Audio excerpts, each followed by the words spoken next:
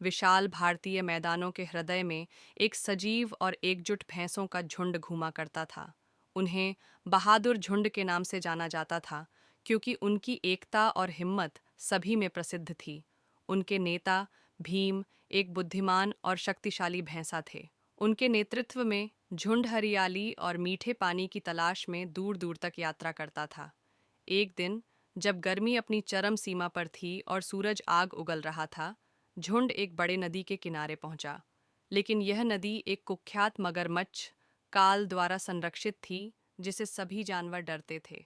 हालांकि खतरा था, भीम जानते थे कि अगर उन्हें हरे भरे मैदानों तक पहुंचना है तो नदी पार करना जरूरी है।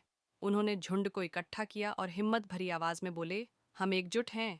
अगर हम मिलकर इस चुनौती का सामना करेंगे तो कोई भी हमें रोक नहीं सकता। झुंड उनके शब्दों से प्रेरित होकर एक पंक्ति में खड़ा हो गया।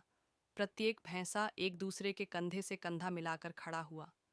जैसे ही वे पार करना शुरू किए, काल ने पानी से छलांग लगाई, लेकिन भैंसों के इस संयुक्त मोर्चे के सामने वह भी शक्तिहीन साबित हुआ। एक सामूहिक प्रयास से उन्होंने काल को पीछे धकेल दिया और पूरा झुंड सुरक्षित रूप से नदी पार कर गया। नदी के उस पार पहुंचकर उन्होंने अपनी विजय और नए घर की खुशी मनाई। बहादुर झुंड जानता था कि जब तक वे एकजुट रहेंगे, वे किसी भी बाधा को पार कर सकते हैं।